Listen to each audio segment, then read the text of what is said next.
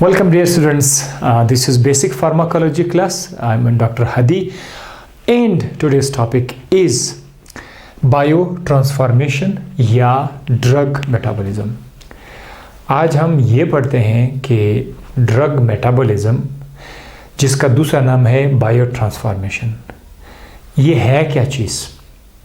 What is the main concept behind the biotransformation drug and why it occurs, what is the purpose of this biotransformation. साथ ही हम ये भी पढ़ेंगे कि what are the types of biotransformation. So let's start with the definition first. Definition is already on the whiteboard. आप देख सकते हैं कि whiteboard पर लिखा हुआ है. क्या मतलब है बायोट्रांसफॉर्मेशन का? डायग्राम की तरफ आप देख लें.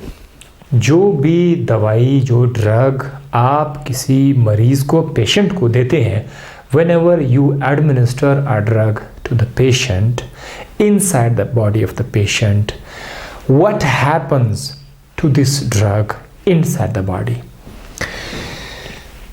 यहाँ पर लिवर मैंने शो किया हुआ है, वैसे जिस्म में कहीं पे भी हो सकता है. जिस्म के अंदर किसी भी टिश्यू के अंदर बायोट्रांसफॉर्मेशन हो सकता है, लेकिन मैंने आपकी आसानी के लिए लिवर लिखा हुआ है. और लिवर इसमें बहुत ज़्यादा फेमस ऑर्गन है ड्रग मेटाबॉलिज्म के पॉइंट ऑफ व्यू से. तो जो ड्रग, जो दवाई आप पेशेंट को देते हैं, वो दवाई ब्लड के ज़रिए, तो यहाँ पर मैं लिख लेता हूँ, ब्लड के ज़रिए आपके लिवर में आ जाएगा. आपके लिवर में आ जाएगा. लिवर की जगह कोई और टिश्यू भी हो सकता है. बाज़ students they think that metabolism is only limited to the liver, which is not correct. Metabolism can be occur in any body tissue, but liver is well famous organ for this. ठीक है, तो liver के अंदर क्या है? Liver के अंदर enzymes हैं, मुख्तलिफ किस्म के इंजाइम हैं जो आपके ड्रग को तोड़ देते हैं, उसके स्ट्रक्चर को चेंज कर देते हैं. जैसे कि आप देख सकते हैं हमारे पास यहाँ पर ड्रग है, पेरेंटल स्ट्रक्चर है.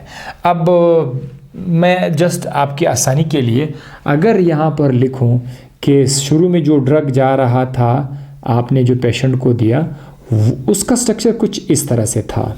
उसका स्ट्रक्चर कुछ इस तरह से था. दैट इज़ द स्ट्रक्चर जो शुरू में था, पेरेंटल स्ट्रक्चर.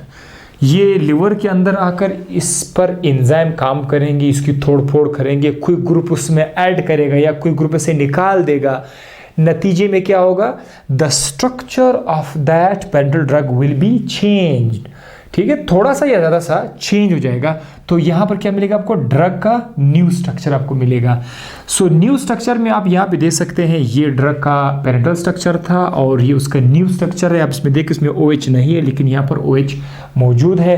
अब आप कह सकते हैं कि ये जो ड्रग है, ये हमारे पास एक ड्रग है था. ये ड्रग लिवर के अंदर आकर इसकी तोड़फोड़ हो गई और उससे ये स्ट्रक्चर बना. इस प्रोसेस को कहते हैं मेटाबॉलिज्म. मेटाबॉलिज्म, इस प्रोसेस को कहते हैं बायोट्रांसफॉर्मेशन. बायोट्रांसफॉर्मेशन की जिंदा जिस्म के अंदर ड्रग आपका ट्रांसफॉर्म हो रहा है एक शक्ल से दूसरे शक्ल में. ये था उसका डेफिनेशन. अब हम यहाँ पर आते हैं purpose and types. As I told you earlier that what is the purpose of this metabolism. देखिए, जो ड्रग आप पेशेंट को देते हैं, क्या आप चाहते हैं कि वो ज़िंदगी भर के लिए उसकी जिस्म के अंदर रहे और एक लंबे अरसे तक हमें वो असर मिले? ठीक है, बाज़ ड्रग में हम चाहते हैं कि मरीज़ को लंबे अरसे तक उसका असर मिलता रहे. तो बाज़ औक़ात हमें वो नहीं चाहिए, हमें एक ख़ास वक्फ़े तक उसका असर चाहिए, उसके बाद उसको ख़त्म करना चाहिए. तो इसीलिए हमारे जिस्म के अंदर जो ड्रग आप इंट्रोड्यूस कर लेते हैं, उसके असर को, इसको ड्यूरेशन ऑफ एक्शन को शॉर्ट करने के लिए कुदरती तौर पर ये निज़ाम मौजूद है. तो इसके अलावा और भी पॉइंट्स हैं. पहले आपके लिए क्या है? Termination of the drug action. जो ड्रग आपने दे दिया, उसने अपना काम कर दिया, अब मज़ीद हम नहीं चाहते कि वो काम करे. आपका जिस्म उसको एक ख़ास टाइम के बाद उसको तोड़ देता है. सो इसका पहला काम ये था, termination of the drug action.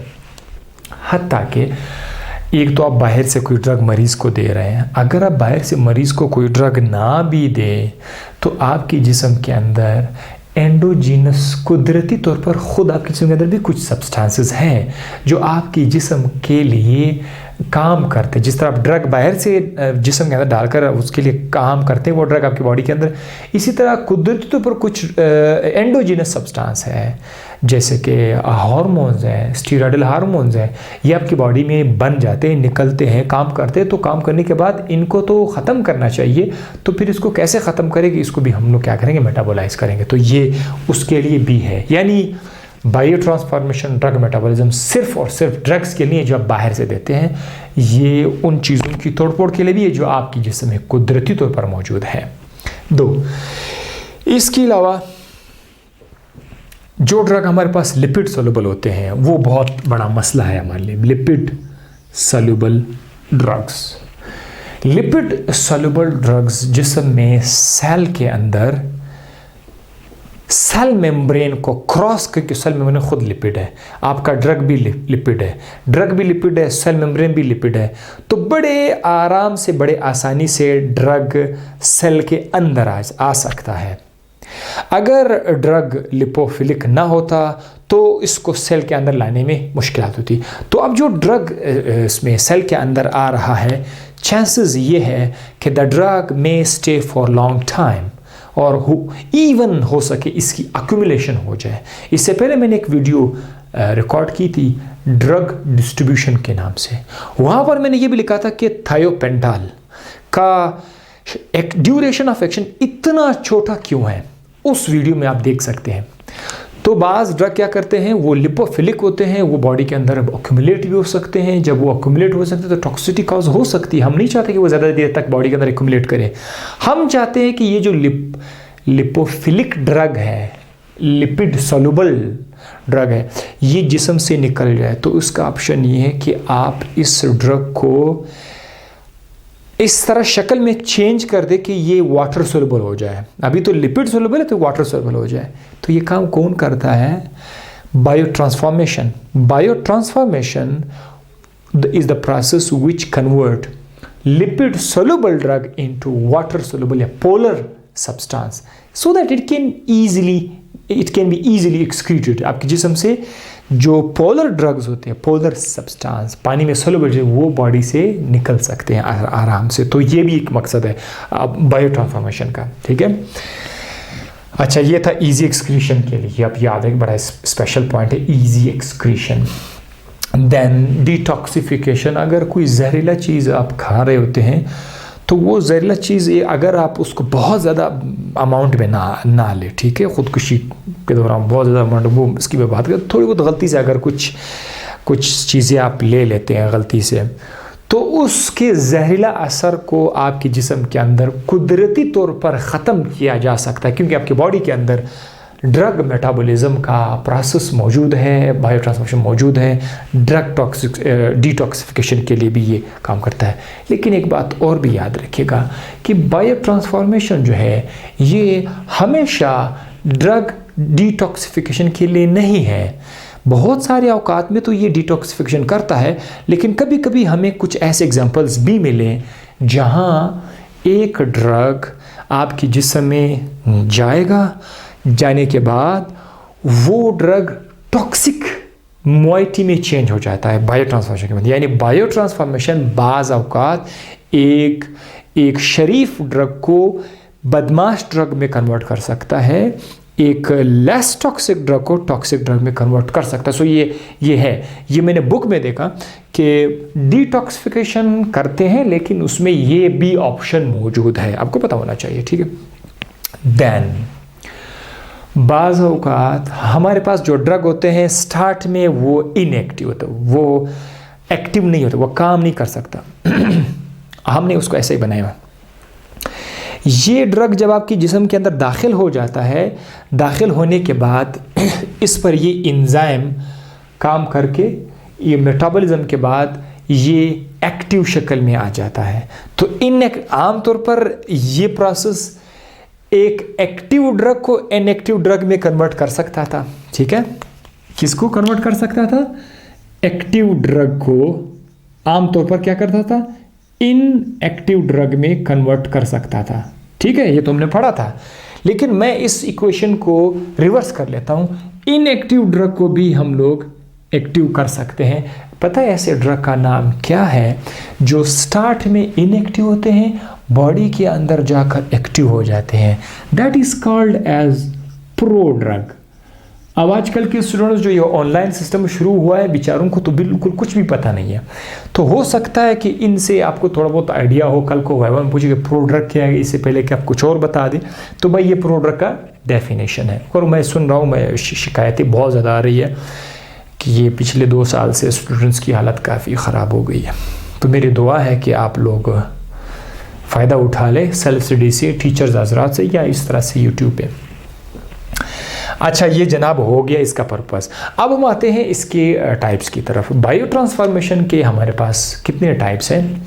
एक बुक में हमें मिलता है, वहाँ पर हमें ये मिला कि बायो ट्रांसफॉर्मेशन में 4 तरह के रिएक्शंस होते हैं। 4 तरह के रिएक्शंस होते हैं। उसमें वो फेज़ 1 फेज़ 2 का नाम नहीं था, 4 तरह के रिएक्शंस है। कौन कौन से रिएक्शन है? ये आपके सामने है hydrolysis, reduction, oxidation and conjugation. ये 4 तरह के रिएक्शंस हैं बायो ट्रांसफॉर्मेशन में। लेकिन अगर आप बाकी बुक्स में देखिए, लिपनकॉट वगैरह के जो बाकी फार्माकोलॉजी के बुक्स हैं, उनमें टाइप्स ऑफ बायो ट्रांसफॉर्मेशन के टाइप्स 2 तरह के। एक का नाम है फेज़ 1, दूसरे का नाम है फेज़ 2। तो फेज़ 1 क्या है, फेज़ 2 क्या है, ये मैं आपको बताता हूँ। फेज़ 1 जो है, इसमें ड्रग 3 प्रोसेस से गुजर सकते हैं, किसी एक से या 2 से या 3 के 3 से। हाइड्रोलाइसिस क्या है मैं बताऊंगा कि क्या है। रिडक्शन और ऑक्सीडेशन, ये जो 3 आप नाम आप देख रहे हैं, ये फेज़ 1 को कहते हैं। फेज़ 1 आप याद रखिए कि फेज़ 1 में ये 3 चीज़ें हैं। मैं आपको एग्जांपल भी बताऊंगा। कल को एग्ज़ाम में अगर कोई सवाल आ जाए तो आपके जहन में होगा, आप वो जवाब देने के काबिल हो जाएंगे। और फेज़ 2 में सिर्फ एक रिएक्शन है, वो है कॉन्जुगेशन, या आजकल एक नया नाम है सिंथेसिस भी उसको कहते हैं। कॉन्जुगेशन बड़ा पुराना नाम है, हम लोग बाज़ बोलते हैं फेज़ 2 को कॉन्जुगेशन बोलते हैं, लेकिन इसको सिंथेसिस भी कहते हैं। वाइवा में अगर आपसे पूछिए कि सिंथेसिस क्या है, तो आपने रुकना नहीं, आपने बताना है कि ये कॉन्जुगेशन को कहते हैं। चले जनाब, हाइड्रोलाइसिस से स्टार्ट करते हैं। हाइड्रोलाइसिस जैसे कि आपको पता है कि किसी कंपाउंड को पानी की मदद से तोड़ देना, that is called as hydrolysis. पानी की मदद से तोड़ देना, और ख़ासकर वो कंपाउंड्स जिसमें ईस्टर बॉन्ड मौजूद हों या अमाइड बॉन्ड मौजूद हों। अगर आपको मालूम नहीं कि ईस्टर बॉन्ड क्या है, तो आप मेरा कोई भी वीडियो देख सकते हैं, ख़ासकर लिपिड में। लिपिड का जो वीडियो अगर आप देखेंगे तो वहाँ पर आपको पता चल जाएगा कि ईस्टर क्या है। मैंने ईस्टर को डिफाइन भी किया हुआ है रिएक्शन के साथ। ठीक है, अब यहाँ पर हमारे पास एक एग्जांपल है। ये जो ड्रग आप देख रहे हैं, इसका नाम है प्रोकेन। दैट इज, इसको क्या कहते हैं, प्रोकेन। ये एक एनेस्थेटिक है। प्रोकेन एक लोकल एनेस्थेटिक है। ठीक है, लोकल एनेस्थेटिक जो बॉडी में किसी ख़ास टिश्यू को उसको बेहोश कर लेते हैं। ठीक है, बेहोश कर लेते हैं, दैट इज़ कॉल्ड एनेस्थेटिक। जिस्म के एक ख़ास हिस्से को, ये नहीं कि पूरा जिस्म, वो फिर जनरल एनेस्थीसिया में आएगा। तो ये एक लोकल एनेस्थेटिक है। जैसे कि दांत में जो है, आप दांत एक लोकलाइज जगह है, उधर आप जो है इंजेक्शन लगा देते हैं दांत टूथ एक्सट्रैक्शन के दौरान। तो प्रोकेनामाइड में क्या होगा कि वाटर की मदद से, H2O की मदद से, H2O पानी को H2O इस तरह लिखा जा सकता है। यहाँ पर इस H2O की मदद से हम क्या करते हैं कि ये जो OH है, ये यहाँ पर आकर इस कार्बन के साथ मिल जाएगा, और ये जो हाइड्रोजन है ये इस ऑक्सीजन के साथ मिल जाएगा, और ये वाला जो बॉन्ड आप देख रहे हैं, ये बॉन्ड टूट जाएगा। कुछ इस तरह का स्ट्रक्चर हमारे पास बनेगा। वो स्ट्रक्चर आप ज़रा देखें, ये स्ट्रक्चर बनेगा हमारे पास। ये आ गया आपका फिर से वो स्ट्रक्चर, बेंजीन का स्ट्रक्चर हमारे पास आ गया। ठीक है, सेम टू सेम वही स्ट्रक्चर है। अच्छा, फ़र्क क्या होगा कि इसमें NH2 भी होगा। ठीक है, बिल्कुल मौजूद होगा इसमें NH2, और यहाँ पर C डबल बॉन्ड O होगा। लेकिन यहाँ पर अब क्या होगा, यहाँ पर अब आएगा OH आ जाएगा। ठीक है, प्लस ये जब टूट जाएगा ना, ईस्टर बॉन्ड जब टूट जाएगा, तो वहाँ पर हमारे पास क्या होगा, R तो पहले से होगा, ऑक्सीजन इसके साथ पहले से होगा, RO तो पहले से है और यहाँ पर H भी आ जाएगा। तो ये आपका क्या है, ये आपका ROH है, ठीक है। ये एक किस्म का अल्कोहल बन जाता है। अगर आप देखें ये अल्कोहल है और ये क्या चीज़ है हमारे पास, ये एसिड है। आपका प्रोकेन क्या हुआ, प्रोकेन टूट गया, प्रोकेन टूट गया इन दो स्ट्रक्चर में, हाइड्रोलाइसिस। इसके अलावा अमाइड भी आ सकता है, जैसे कि procaine amide anti arrhythmic drug है, प्रोकेन अमाइड, वो भी इस प्रोसेस से टूटता है। तो आपको पता होना चाहिए, ठीक है। अगर मैं प्रोकेन के साथ इधर अमाइड लिख दूँ, अमाइड, ठीक है, प्रोकेन अमाइड, उसमें सिर्फ इतना होगा कि C डबल बॉन्ड O के बाद आपने क्या लगाना है, आपने NH लगाना है, आपने NH लगाना है। तो अगर आप C डबल बॉन्ड O के बाद NH लगाओगे, इसको बोलते हैं अमाइड, अदरवाइज वो पहले ईस्टर था, तो वो भी इसी प्रोसेस से टूट जाता है। आपने ये दो एग्जांपल याद रखना है। फिर रिडक्शन है। रिडक्शन में क्या है कि हम हाइड्रोजन को ऐड करते हैं, किसी कंपाउंड ड्रग के अंदर हाइड्रोजन को ऐड करते हैं, एडिशन करते हैं किस चीज़ की, हाइड्रोजन को हम लोग ऐड करते हैं। इसमें आप कैसे किन किन ग्रुप में आप हाइड्रोजन को ऐड कर सकते हैं, नाइट्रो ग्रुप, ये जो NO2 ग्रुप है नाइट्रो, इसमें आप हाइड्रोजन को ऐड कर सकते हैं नाइट्रो ग्रुप में। एजो, जिसमें नाइट्रोजन और नाइट्रोजन के दरमियान बॉन्ड है, यहाँ पर मैंने आपके लिए लिखा हुआ है, एक एग्जांपल नाइट्रो के लिए है, एक एग्जांपल एजो कंपाउंड के लिए है। तो जैसे कि आप देख सकते हैं ये हमारे पास एक कंपाउंड है, इसका नाम है क्लोरमफेनिकॉल। स्ट्रक्चर में बड़ा सिंपल लिख रहा हूँ, क्लोरमफेनिकॉल में इधर और भी जंजाल है बहुत सारा, उसकी जगह मैं जस्ट R लिख रहा हूँ। परेशान मत होना कि सर ने इधर R लिखा हुआ है, ठीक है। जिधर अगर आपको R नज़र, R का मतलब ये है वो बाकी स्ट्रक्चर जो हमारे काम का नहीं है, बोर्ड पर उसका लिखने की ज़रूरत नहीं है। तो ये एक स्ट्रक्चर है क्लोरमफेनिकॉल का, और क्लोरमफेनिकॉल जो है ये एक एंटीबायोटिक है, एंटीबायोटिक है क्लोरमफेनिकॉल। इसमें कौन सा ग्रुप मौजूद है, NO2 ग्रुप मौजूद है। अब ये जो NO2 ग्रुप है, इसमें अगर आप हाइड्रोजन को ऐड करोगे तो इससे क्या बनेगा, इससे बनेगा NH3, ठीक है। ये कुछ इस तरह से बनेगा, राइट। R को आप इधर ही लिख दें, साथ साथ इसको कर देंगे NH3, ठीक है। सो ये आपका आ जाएगा, वो NO2 NH3 में कन्वर्ट होगा। ये रिडक्शन है, ठीक है, दिस इज कॉल्ड रिडक्शन। आपका हाइड्रोजन आ गया, ठीक है। ये एक एग्जांपल था। अब ये क्लोरमफेनिकॉल पहले इस तरह शक्ल में एक्टिव था, अब ये इनएक्टिव, ये काम नहीं करेगा, तो हो गया, काम हो गया। एक और एग्जांपल भी है जहां पर आप देख सकते हैं हमारे पास दो बेंजीन लाइक स्ट्रक्चर है, ठीक है। अच्छा, मैं इधर ही लिख लेता हूँ। इसमें इनके ऊपर नाइट्रोजन है। अगर आपको बोर्ड पर ये छोटा नज़र आ रहा है तो मैं इसको थोड़ा बड़ा करके लिख लेता हूँ। यहाँ पर एक नाइट्रोजन इस तरफ है और इसके साथ भी एक नाइट्रोजन है, ठीक है। इन दोनों के दरमियान एक डबल बॉन्ड है, this is called azo compound. अब इसमें हाइड्रोजन हम ऐड करेंगे तो इससे आगे जाके क्या बनेगा, आगे जाकर इससे जो स्ट्रक्चर बनेगा, मैं ये मिटाना चाहता हूँ। आप लोग वीडियो पॉज करके ये लिख लें ताकि मैं इसके सामने ये कंपाउंड लिख दूँ, ठीक है। अब ये हो गया, अब इसकी बारी है। ये जब टूट जाएगा तो ये वाला जो बॉन्ड है मुकम्मल तौर पर टूट जाएगा और आपके पास एक नया कंपाउंड आएगा, एक नया स्ट्रक्चर आएगा। इसमें नीचे क्या है, SO2 NH2, ये तो पहले से था, ये तो पहले से था। और ये जो नाइट्रोजन है, ये नाइट्रोजन हो जाएगा NH2। तो फिर से इस नाइट्रोजन के अंदर हाइड्रोजन ऐड हो गया। पता है इसका नाम क्या है, सल्फानील अमाइड। सल्फानील अमाइड। स्टार्ट में इसका नाम क्या था, प्रोन्टोसिल। प्रोन्टोसिल क्या है, प्रोन, PRON, प्रोन, TOSIL, प्रोन्टोसिल। अगर ये छोटा है तो आपको अभी नजर आ गया वो प्रोन्टोसिल। ये पहले क्या था, इनएक्टिव था। प्रोन्टोसिल के बाद ये कन्वर्ट हो जाता है किसमें, सल्फानीलामाइड में। तो अब आपको अंदाज़ा हो भी गया होगा कि मेटाबॉलिज्म या बायो ट्रांसफॉर्मेशन जो है वो इनएक्टिव ड्रग को एक्टिव ड्रग में भी कन्वर्ट, ये है आपका सल्फानीलामाइड।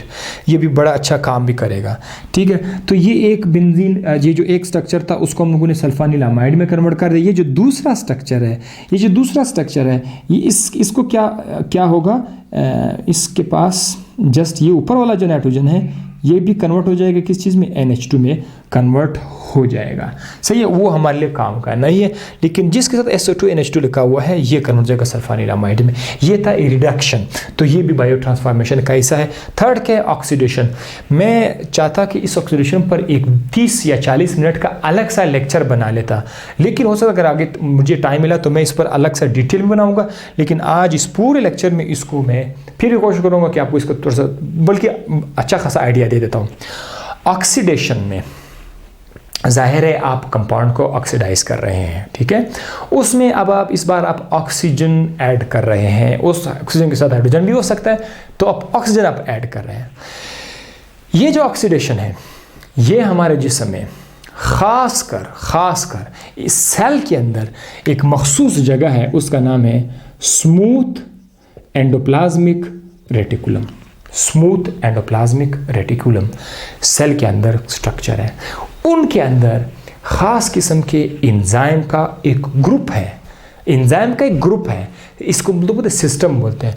वो जो एंजाइम का ग्रुप है वो बनाते हैं microsomal mixed function oxidase. Microsomal mixed function oxidase या ऑक्सीडेटिव एंजाइम, इसका बड़ा लंबा नाम है।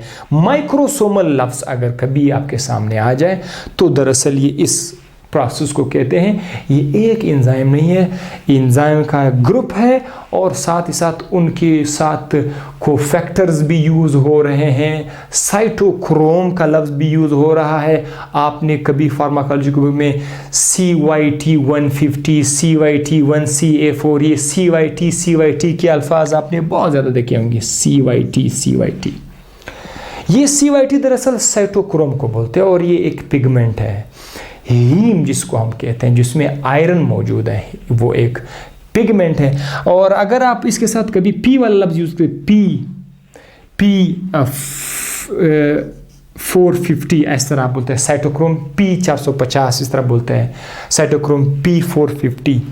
तो P जो है ये उस रिंग को कहते हैं पोरफायरिन रिंग एक किस्म रिंग होता है जो हीम के अंदर होता है। और 450 इसलिए कहते हैं क्योंकि ये 450 नैनोमीटर वाली रोशनी एब्जॉर्ब कर सकते हैं, ठीक है। तो इसीलिए इसको P450 कहते हैं। तो आपको ये CYT बार बार नज़र आ जाएगा, कभी CYT1234, CYT16, CYT12D। Don't worry, ये तमाम के तमाम नाम वो सारे के सारे microsomal mixed function oxidase enzyme का हिस्सा है। तो हमने एग्जाम के लिए और क्या लिखना है, इसमें आपको एग्जाम्पल पता होना चाहिए कि कौन कौन से प्रोसेसेस इसके अंदर आ रहे हैं। तो सबसे पहले आप देखें हाइड्रोऑक्सीलेशन जैसे कि किसी कंपाउंड के अंदर अगर OH जा रहा हो, क्या जा रहा हो, अगर OH जा रहा होगा तो ये हाइड्रोऑक्सीलेशन कहते हैं। हाइड्रोऑक्सीलेशन खुद ऑक्सीडेशन का हिस्सा है। इसके बाद डी में किसी कंपाउंड से alkyl group methyl group remove हो रहा है, या किसी ग्रुप से इथाइल ग्रुप, ये वाला जो ग्रुप है CH3 ये मिथाइल ग्रुप है, या फिर CH3CH2 ये फिर इथाइल ग्रुप है। तो ये मिथाइल या इथाइल प्रोपाइल ये सब के सब किस में आ जाता है? अल्काइल में। तो अगर आप किसी कंपाउंड से अल्काइल ग्रुप को रिमूव कर रहे हैं, ये भी किस चीज़ में आ जाएगा? ऑक्सीडेशन में आ जाएगा। इसके अलावा एन ऑक्सीडेशन यानी नाइट्रोजन के ऊपर अगर हम ऑक्सीजन ऐड कर रहे हैं तो इसीलिए इसको बोलते हैं एन ऑक्सीडेशन। ये 3 नाम आपने याद रखना है। हाँ, एक और नाम भी इधर है, इपॉक्साइड भी अच्छा हो, मुझे अभी याद आया, इपॉक्साइड फॉर्मेशन। क्योंकि कल एग्जाम में अगर सवाल आ जाए तो उससे पूछा जाए कि हाइड्रोऑक्सीडेशन किस में आ रहा है, आपको पता होना चाहिए कि हाइड्रोऑक्सीडेशन ऑक्सीडेशन में आ रहा है, ये आपको पता होना चाहिए, ठीक है। अब ये जो सिस्टम है एंजाइम का जो ऑक्सीडेशन कॉज करते हैं, मैंने कहा था ये एंजाइम का मुख्तलिफ ग्रुप है। इसमें एक एंजाइम के आइसो एंजाइम भी होते हैं, मुख्तलिफ शक्लें, एक एंजाइम की मुख्तलिफ शक्लें होती हैं। इसमें ये 3 चीज़ें इनको लाजमी चाहिए, आपको याद रखना चाहिए। नंबर 1, मालिक्यूलर ऑक्सीजन इनमें लाजमी होना चाहिए ताकि ये ऑक्सीजन को किसी कंपाउंड के अंदर ऐड कर सके। The first thing, oxygen must be there. And second thing is NADH, nicotine amide adenine dinucleotide. ये हमारे लिए एक कोफैक्टर प्रोवाइड करेगा। निकोटीन एक इज अ कोफैक्टर, ठीक है। और निकोटीन ज़ाहिर निकोटिनिक एसिड विटामिन से वहाँ से वो अपने आप को टच कर रहा है। सो ये बाज़ एंजाइम आपको पता है वो अकेले काम नहीं कर सकते, वो अपने साथ कोई कोफैक्टर ज़रूर लगाते हैं। So this is use as a cofactor, और ये माइक्रोसोमल मिक्स फंक्शन एंजाइम का हिस्सा है। अगर आप किताब खोलोगे तो ये ज़रूर नज़र आएगा। P450 जैसे मैंने आपको पहले से भी बता चुका हूँ कि 450 जो है ये इस नैनोमीटर के लेंथ को वेवलेंथ को एब्जॉर्ब कर सकते हैं।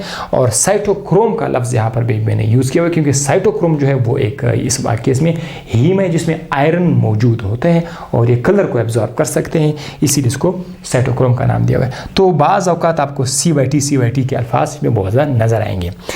हमारे पास एग्जाम्पल बहुत ज़्यादा है, लेकिन एक एग्जाम्पल मैंने किया हुआ है किस चीज़ का, फिनोबार्बिटॉल का। फिनोबार्बिटॉल एक बार्बिचोरेट है जो कि कॉमनेस काज करते हैं, सीडेशन काज करते हैं, ठीक है, बंदे को सीडेट करते हैं।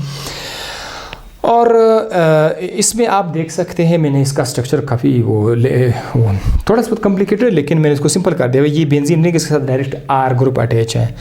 ये जो बेंजीन रिंग इसके साथ R ग्रुप अटैच है, ये ऑक्सीजन और NADH P450 वगैरह सारे मिल करके इसको क्या करते हैं, इसको कन्वर्ट करेगा, किस चीज़ में कन्वर्ट करेगा, इसमें। ये एक स्ट्रक्चर है जिसके पास अभी भी R मौजूद है, लेकिन वो आगे क्या होगा, इसके ऊपर एक OH आ जाएगा। OH आ गया तो इसको आप क्या कहते हैं, हाइड्रो ऑक्सीलेशन। अब आप देखें ये जो था लिपिड सोलुबल था, लेकिन अब ये वाटर सोलुबल हो गया है। अब ये भी आप देख सकते हैं कि किस तरह आपके बॉडी के अंदर ये जो आपका मेटाबॉलिज्म है ये एक वाटर इनसोलुबल ड्रग को वाटर सोलुबल ड्रग में कैसे कन्वर्ट करते हैं, इन नॉन पोलर को पोलर ड्रग में कैसे कन्वर्ट करते हैं। ये बड़ा अच्छा एग्जांपल है, just one example is enough for this hydro oscillation. इसके अलावा डीएल्केशन के भी है, इनऑक्सीडेशन के भी है। एक और बात भी याद रखिएगा, ऑक्सीडेशन का जो प्रोसेस है इसकी तो जो एंजाइम मैंने कहा था, ये एक एंजाइम नहीं, ये ग्रुप ऑफ एंजाइम में बाकायदा सिस्टम है इसके लिए यूज़ हो रहा है। ये एंजाइम इंड्यूस भी हो सकते हैं, रिप्रेस भी हो सकते हैं। इंड्यूस का मतलब क्या है, अगर आपकी जिस्म में बाहर से कोई दूसरा ड्रग आ जाए, उसके आने के नतीजे में as a result of entry of that drug, अगर इन एंजाइम की तादाद में इजाफा हो जाए, तो प्रोटीन की सिंथेसिस बढ़ जाएगी, बहुत ज़्यादा एंजाइम बढ़ जाएंगे, एंजाइम की तादाद बढ़ जाती है उस ड्रग के आने से। वो कोई भी सब्सटेंस हो सकता है, वो कोई खुराक हो सकता है, उस खुराक की बॉडी के अंदर आने में ये एंजाइम की तादाद बढ़ जाएगी, तो हम कहते हैं इंडक्शन।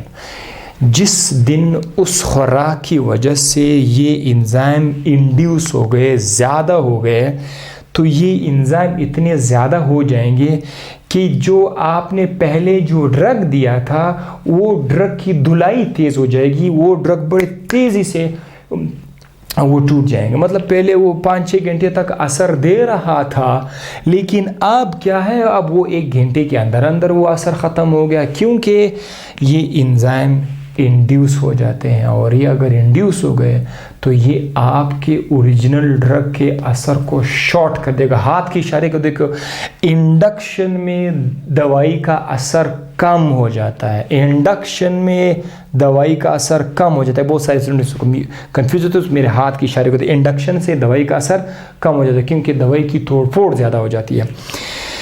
रिप्रेशन इसका अपोजिट है। अगर कभी आपके बॉडी में कोई ऐसा दूसरा खुराक, कोई दूसरा ड्रग अगर आ जाए और उसके आने से ये जो एंजाइम है ये कम हो जाए, ये दब जाए, जाहिर है तोड़ फोड़ भी कम हो जाएगी। जब तोड़ फोड़ कम हो जाएगी, ओरिजिनल ड्रग खुश हो जाएगा, उसकी तोड़ फोड़ नहीं होगी, तो उसका असर प्रोलॉन्ग हो सकता है। तो ये था रिप्रेशन। लिहाजा ये जो ऑक्सीडेशन में जो एंजाइम यूज़ कर वो रिप्रेशन में भी जा सकते हैं, इंडक्शन में भी जा सकते हैं। अब लास्ट में आते हैं फेज़ 2 में। फेज़ 1 के रिएक्शन सारे के सारे हो गए। फेज़ 2 को हम कॉन्जुगेशन भी कहते हैं।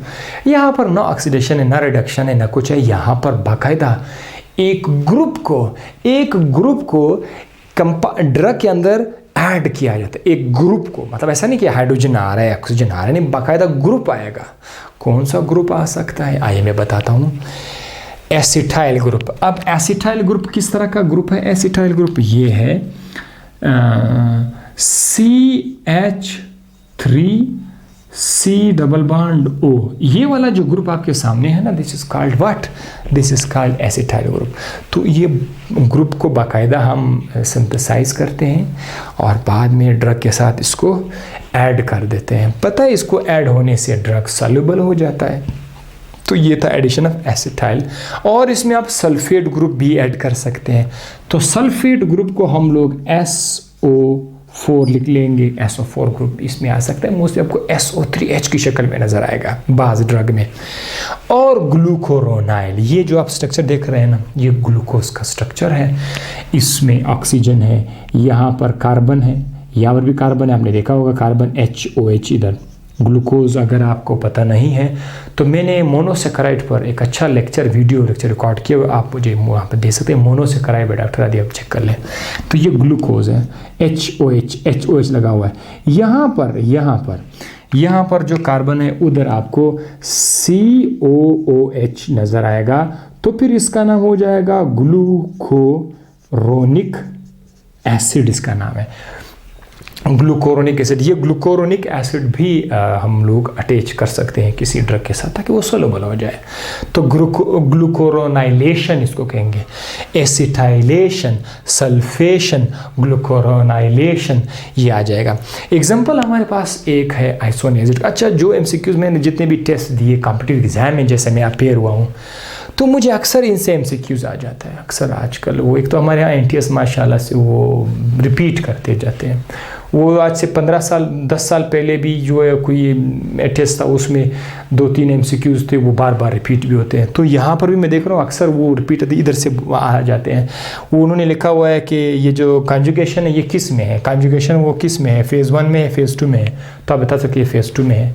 अब वो कहते हैं कि रिडक्शन किस में है, तो आप बोलते हैं कि ये फेज़ 1 में है। मतलब इस तरह के क्वेश्चन आ जाते हैं। हमारे पास इस वक्त एग्जांपल किस चीज़ का, आइसोनियाजिड की, एक एंटी-TB ड्रग है, TB का ड्रग है। आइसोनियाजिड का स्ट्रक्चर यहाँ पर आप देख सकते हैं, ये आइसोनियाजिड का स्ट्रक्चर है, नाइट्रोजन है, CONH NH2 है। यहाँ पर क्या होगा कि ये जो ड्रग है हमारे पास, ये इसको एसिटाइलेशन हो जाएगी, यानी इसमें हम ऐड करेंगे किस चीज़ को, एसिटाइल ग्रुप को।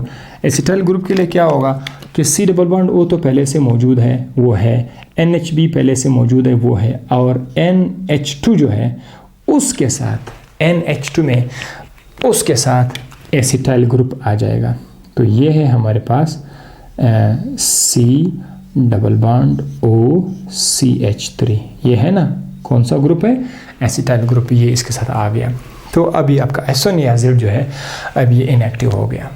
तो इसी तरह से एसिटाइलेशन अगर कॉन्जुगेशन में है, फेज़ 2 में है, तो सल्फेट ग्रुप, सल्फेशन और ग्लूकोरोनाइलेशन भी इसमें आ जाएगा।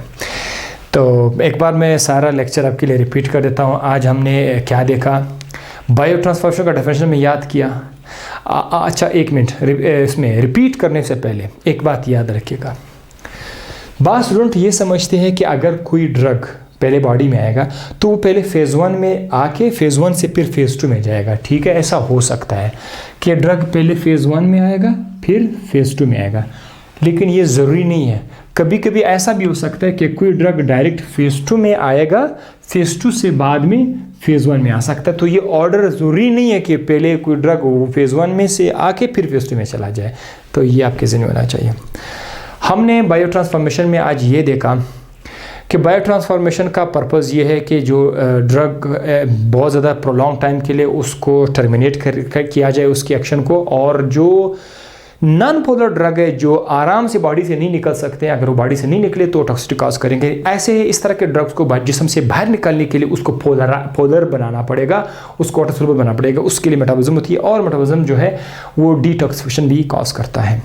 इसके अलावा मेटाबॉलिज्म इनएक्टिव ड्रग को एक्टिव ड्रग में भी कन्वर्ट कर सकते हैं। मेटाबॉलिज्म हमारे पास 2 तरह के रिएक्शंस में आते हैं, एक है फेज़ 1, एक है फेज़ 2। फेज़ 1 में 3 तरह के रिएक्शन है, एक है हाइड्रोलाइसिस, दूसरा है रिडक्शन, तीसरा है ऑक्सीडेशन।